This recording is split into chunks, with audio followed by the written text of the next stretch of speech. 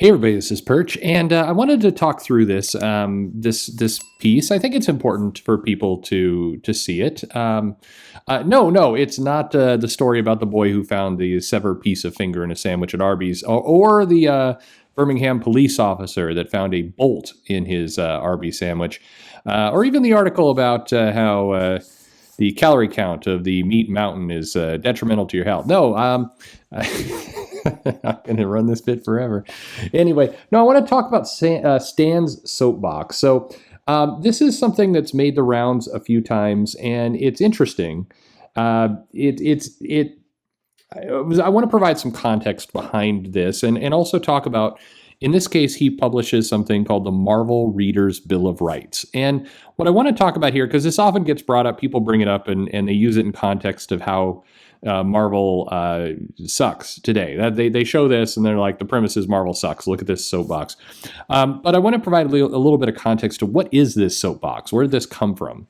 And basically, first off, Stan did this column, and it was Stan's soapbox. And it was generally fairly light in the sense that he would talk about kind of a number of things going on, always from a heavy marketing perspective. And the goal of the soapbox was to put Marvel in the best light possible. And also, to profess love of comics. But keep in mind, in the 70s and the 80s, but really the 70s, it was a different time of how you reached out to people, being more kind of genuine, being more like, hey, we're all in it together. That was a bigger deal. A lot of these efforts felt like that.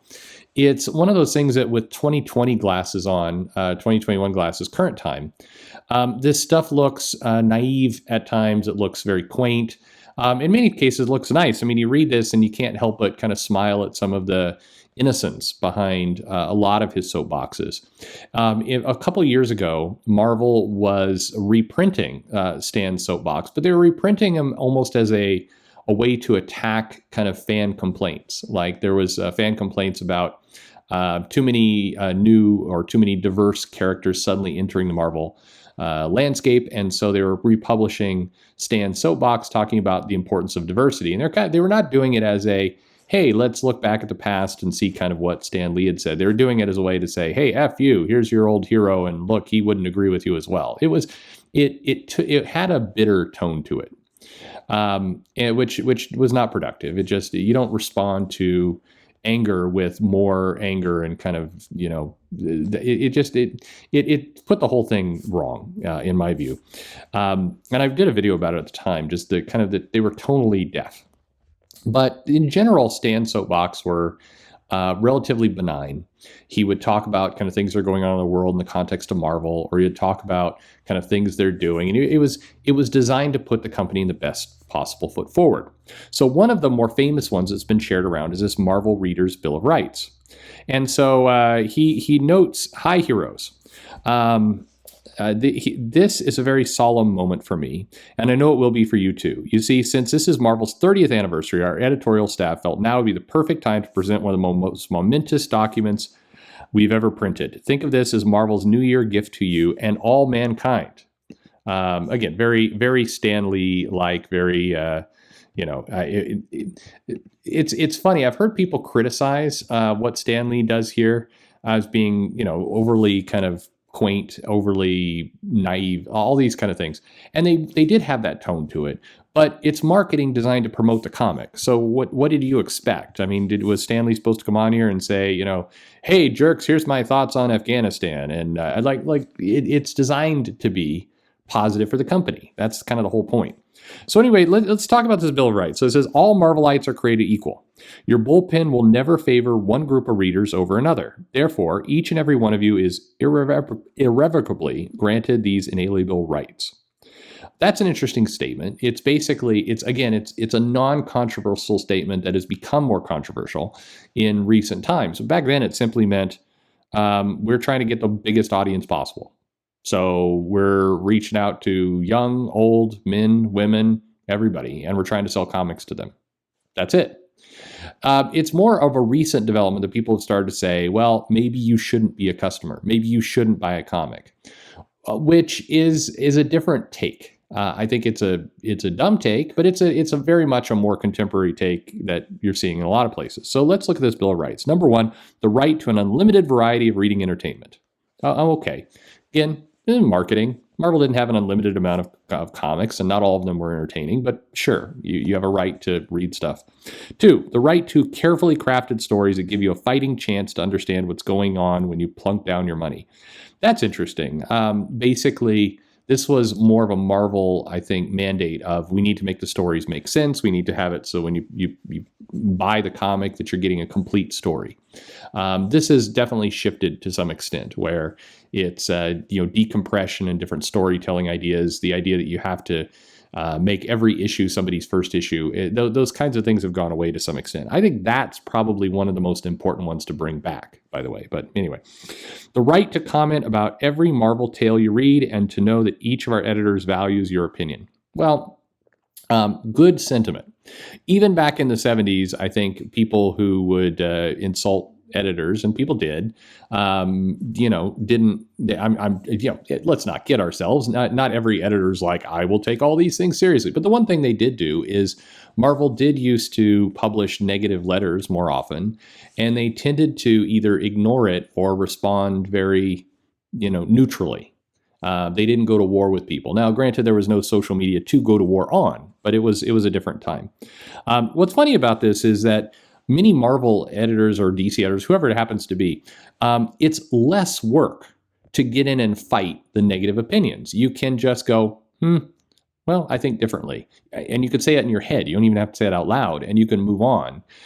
In many cases, and I don't know why more people don't understand this, if you see negative comments come in, like, this comic is trash, if you say nothing, you tend to do better off by a mile than if you get in there and you start arguing with it. Now, definitely some people will say, you must respond to me. And those people are nuts. Nobody is owed a response to anything.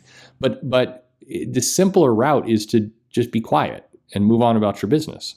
The most difficult possible route is to get in and want to argue. It's just curious how that works. Number 5, Number 4, the right to buy only the titles that interest you and to shun any title that fails to entertain you. Again, this is common sense. You buy what you like. Sure. Number 5, the right to fearlessly assemble in public to discuss Marvel's comics, creators, and characters. I mean, okay. That's an interesting one in kind of current times when, we're trying to block off certain people from doing things. But I mean, today, everybody can assemble. I don't know about fearlessly, but everybody can assemble to talk about things. This one, again, more marketing, taken on more sinister tones in recent times. Number 6, the right to address all Marvel editors and creative people by their first names. That's curious, right? That definitely seems like a sign of the time. That's weird, but cool. Okay. Today, in fairness, I don't see anybody today running around like, you have to call me Mr. Brevoort. Everybody seems pretty casual with that stuff. Number 7, the right to be told what is currently happening in Marvel's mags and what is being planned for the future. That one's a weird one, right? I mean, you'd have the right to kind of know what is coming to some extent, but also, writers definitely had surprises. So that one was weird back then. It's kind of weird now. What is meant here is that you just have insight into what's going on. But it doesn't mean that spoilers going to fly everywhere. But that one's a little bit of a strange one. Number 8, the right to practice scripting and drawing our Marvel characters for your own pleasure and amusement. That's a great one. Mostly is true today. Definitely Disney's lawyers every now and then, object a little bit to that. But, your own pleasure and amusement, fine. Again, that one's a little weird when you see people attacking, like, if you do a different take on a character and then people don't like your take and then you're labeled a hateful person. That one's a little weird, but that you don't see as much of that coming from the company. That's pretty rare. They tend to stay out of that. Number 9, the right to submit your best work for Marvel for consideration and know that the time and talent you've invested will be given the attention it deserves. That doesn't happen anymore. Solicitations and being able to kind of go get work. I mean, it's just that system is much different than it was today. And I think that's a whole other video of like, when did that go away and when did, and does it have bigger implications? The fact that people could put together a portfolio and somebody would look at it, and we've interviewed some people on this channel. I think Jim Salicrup talked a bit about that, and others. have talked about looking over solicitations and making sure that they did it, and that was part of their job. They didn't go home until they're done. That we've lost that as a comic company, and maybe that is one of the disconnects that started to emerge. But number 10, the right to expect Marvel always to maintain a dedication to quality, a commitment to decency, and a sense of humor about everything we do. Unfortunately, the world in general seems to have forgotten about those things. The idea of a sense of humor is gone. Like, you can't even joke about Arby's without people losing their shit. No, I'm well, mostly kidding. But no, we're all high strung, and the companies come off that way. I mean, these comic companies, this idea, and again, why it seems a little quaint here, is that this sounds very nice and charming. Today, it's the sense of humor, the idea of taking things with a grain of salt, gone. That is that's happened in the world all over. But anyway, it's sad. So it says, so be it. No mere words of mine can add to the glory and grandeur of these 10 immortal declarations, these 10 pillars of wisdom, which will now inspire the mighty world of Marvel now and evermore. Excelsior, Stan Lee. It's interesting. It's an interesting time capsule. Obviously, some things have changed.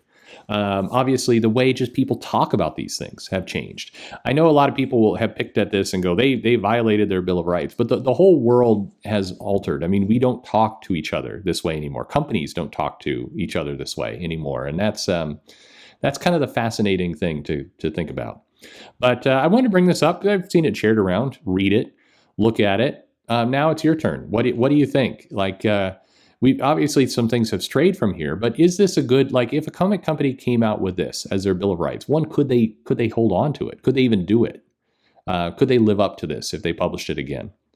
And two, is it just a bygone time? Like, are we past this as a society now, where this kind of thing, doesn't really exist? And how honest was this at the time? That was not 100% how Marvel operated, but it's how I mean, it was more honest than it is today, for sure. So we'd love to know your thoughts in the comments below. Like and subscribe, as always, and thanks for listening.